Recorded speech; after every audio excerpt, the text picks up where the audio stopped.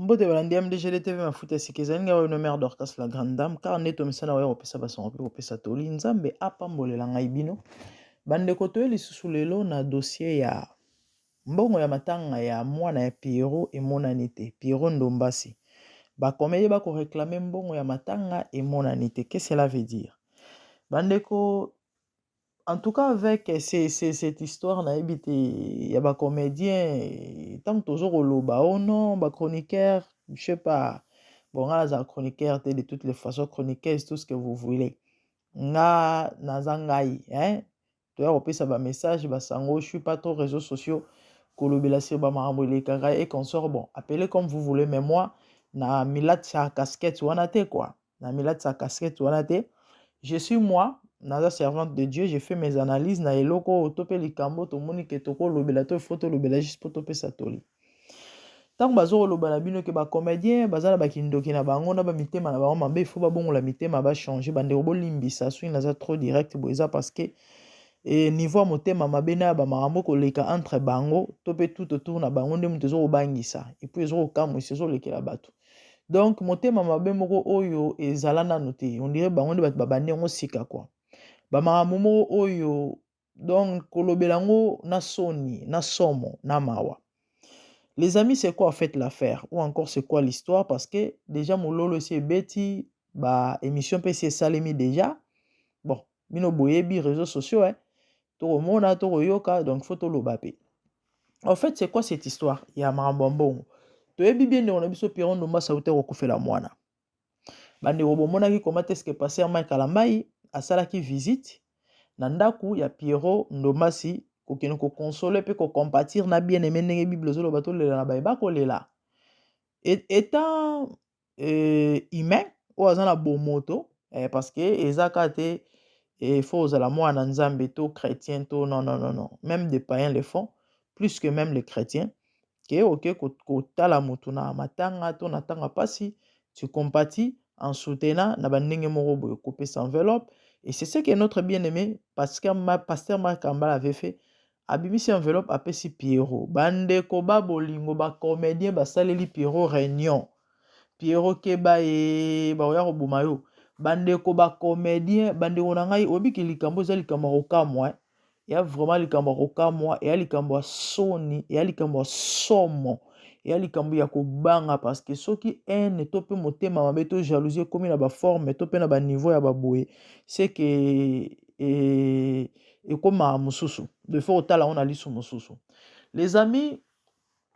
passer Mike Kalamba ko tala ndeko na biso Pierrot akufela ye mwana a compatir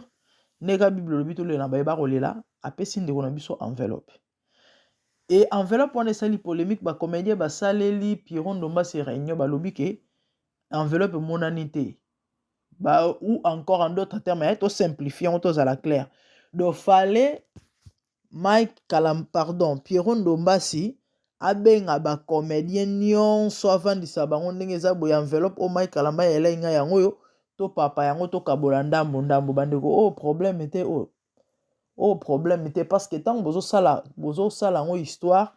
en disant que ba eli enveloppe à la kisite bomoni mbongo te mbongo emonani te. Qu'est-ce que cela veut dire? Moto akufeli mwana s'il vous plaît baye kotala ye baye kosunga ye bapesi quelque chose parce que toyebi matanga mbongo faut bima n'est-ce pas faut bakunda il faut bafuta morgue il faut basomba cercueil et bato bazoya il faut bamela mwa café toyebi babiloko wana nyonso donc mpona bango bandeko mbongo wana fallait ba papa yango fallait Pierrot papa mbongo wana bengisa bango ndio zwa 10 yozwa 5 yozwa bandeko na ngai likambo ya kokamwa ya somo ya soni pe ya mawa bamakambo oyo ekoleka na communauté congolaise et na ba milliers et tout particulièrement tout peu précisément tout le bela ba comédien parce que c'est une affaire où ils ont concerné bango en fait boyebi actuellement et ba makambo ba benga nini et ba news ba actualité et ba makelele ezo le kara tout autour à ba comédien affaire si la bisalu Belleville et consort kuna bafinga ki bazongisa ki o andimi mutu te o azo nié o alobi bo azongisi boye donc tout autour ya bacomédien et na bamakambo moko bazokoakize bango na bamakambo moko oyo nayebi te. Donc fo mona keno baya bato moko je sais pas bacomédien fo boluka nzambe au niveau ya motema mabe ya boye eza so ya normal te oyo ekomi mpenza makambo mosusu. Bandeko basuki wana te bake kobakisa balobi ke Pierrot asalaki matanga kaka po aluka mbongo. Donc asalaki matanga mpona baenveloppe parce que mwana wana azalaki bebe normalement azali na droit ya kosala matanga to azali na raison kosala matanga. Bandeko nanga oki te oyo mwana na ye bolimbisi bebe to pe fruit ya bolingo na bango liboso na mwasi na ye parce que mwana basimbi na maboko pana babalani na mwasi na ye wana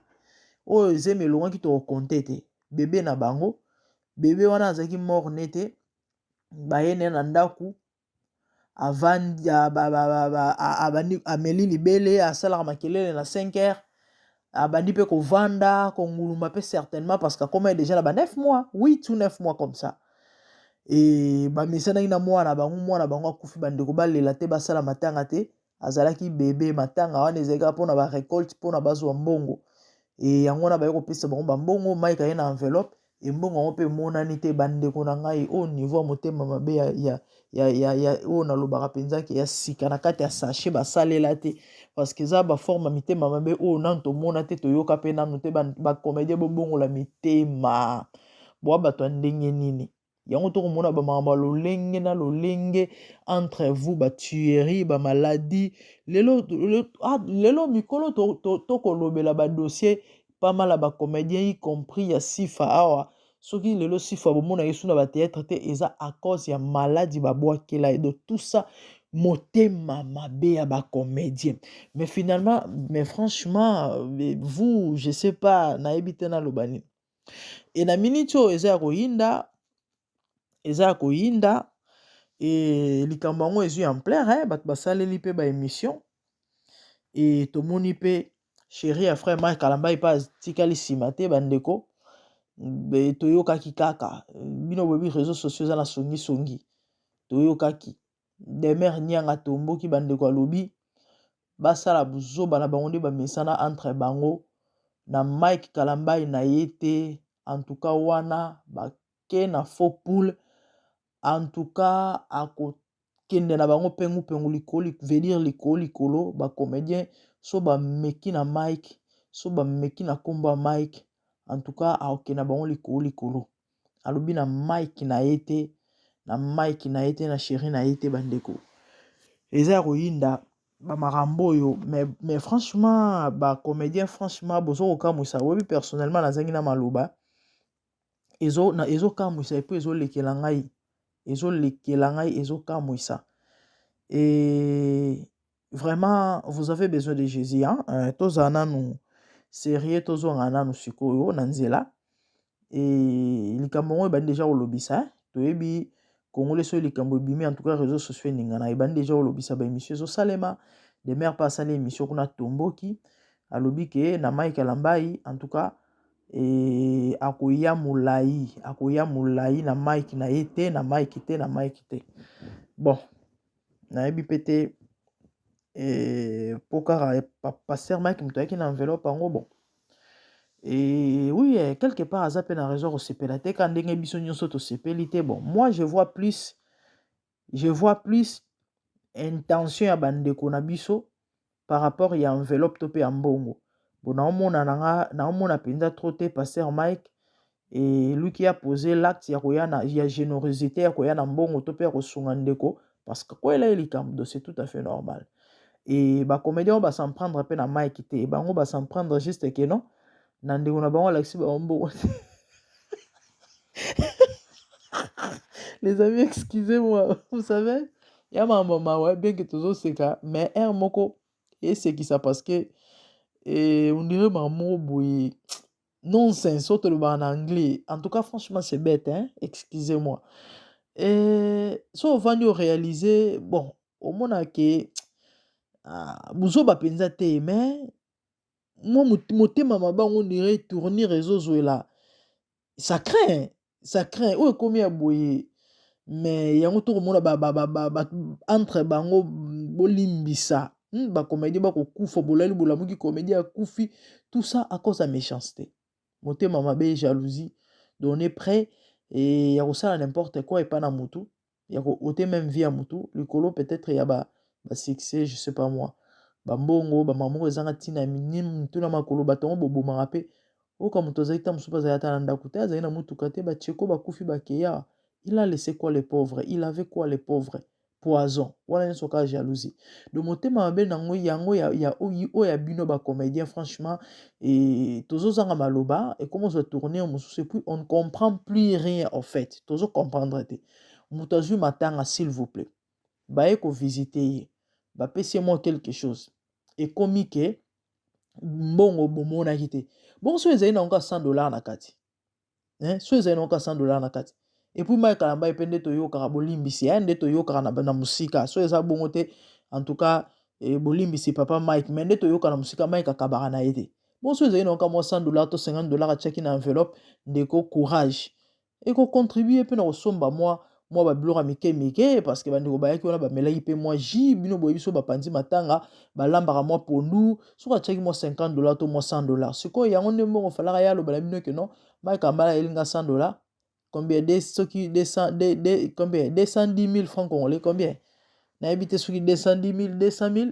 pour Mikolo dollar, on se paye ça na 20, ceux qui payent mati, ceux comme na 21 de Tolobaki. Le boka combien 1000 francs, 1000 francs, 1000 francs, c'est ça. So les aïe n'ont pas bon malonga, te pour na 10 000 na tes aïe bon belé. Et na 10 000 tes aïe bon belé. Bon, et après na besoin pesa les belé parce que ça geste moi et générosité. Eza nyongo te moto ya kostala moto ya compatir na pasi ya moto akabeli apesi moi quelque chose nde to sala biso nyonso moi dis papa courage parce que eza ndengwana c'est dans notre culture c'est comme ça donc pona bino lokola bomona kaka ke kombo Mike Kalamba pasteur Mike papa Majabu azalaka na église aza star donc c'est que Mike ayaki na $10 000 kuna pona matanga ya mwana pero bon so ezaki $50 to $100 pour moi qui pas kabara na ete ndi toyo kaka apesi kaka o peut-être amona que non zoa osunga siko bino boya ko boma mutu likolo ya $10 boya ko boma mutu likolo ya $100 boya ko boma mutu likolo ya $50 mais c'est quoi cette histoire en plus mbongo ngo bino boko tomboyela mbongo nini mais soyons des gens tous à la bantuko soyons des gens mbongo matanga s'il vous plaît mutu akufeli ba ko sunga na matanga ebino bosala ngo problème que non alakisi bino mbongo te bomoni mbongo te oh mais yango eza association ya nini yango vraiment franchement boyebisa biso nano ou bien bona ba contrat bo signa bona ba makambo na bino yokana na peut-être biso toyebi te to pe ya molili to pe ya butu parce que franchement ça n'a pas de sens bolimbisa ngai pour nazo lukana se situer nazo ko se retrouver te mutu akufeli s'il vous plaît ba ko sunga ye compatir ba soutenir ye na moi quelque chose vous en faites un problème mbongo emonani te fallait bino bomona mbongo mais franchement na sens nini sur base de quoi donc fallait mbongo na ya boka bolango c'est ça et pourtant azui matanga na matanga boyebi ba dépense salemaka et puis babakisi balobi ke anormalement kwa kosala matanga te mwana na zali mwana mokie donc c'est que lokola sali matanga ezali po azali na projet déjà abetaki calcul ke ndeza boso na sali matanga bat baoyelanga bambongo de gauche à droite mais il faut être méchant il faut vraiment être méchant. Votre collègue, votre confrère a perdu son fils. Moi, nae, mutazali vraiment na pasi. Et puis nous basa matanga te pour moi nazali bébé aka. Ba bébé kuta miki ba mort ne kutu, ba nouveau ne kutu, abotami lelo kufi lelo. Bébé une semaine ba salele matanga. Et bon ka moi na bato akoma pe déjà ta musuko simba lipa na loboko azako lia pona ba 5 mois déjà moi na so ba déjà ko leblo nyonso. Comment la possibilité ko kanga eloko na maboko ba 6 mois déjà oka moi azo fi batoni si basoi oka bo pesi peta musumu kuwa surtout bano bazala lokoso oka zo ko tchala munoko siko bino bolo bakino fallait basala mwana na matanga te mais oya bino kindoki na bino penza komi ko bima na poisse zo bomba masusu ta ba comédien bo bongo la mitema ko bo changer bo changer bat bazala boyete mais finalement mukoni na wana ba oya ba lobili ba beti lisolo na bino en bien ka bino ezaka maramba mabe bino bayaka kolobela bino amala bazongisi boye baswani kuna ke kolinga mobali ya bato azwi mwasi ya bato kuna babwaki ne mbaso et songo la koufi eza poison ba comédie do ba masolo na bino ezaka ba forme wana lelo to yoko loba to yoko beta lisolo botomboki mona mongo matanga mais siko bino penza boko bako yeba nzembo moko te ya bien pona bino to pena ba kombo na bino ba comédien ba artiste comédien mais c'est quoi ça changer ba vivre boyete botika motema mabe botika jalousie et na vie hein so longo progresser nzamba pambola yo hein et yeba ko souhaitara malamu ya bato ko sepela na lipamboli ya moto ko sepela na bozu ya moto tant moto ana esengo hein sepela na ye tant pas na mawalela na ye mais apparemment chez vous c'est le contraire yango bomoni eza mwa pasi na ba attitude ya boye po bo progresser beaucoup ma peine baninga misusu tant méchanceté jalousie eza esika en tout cas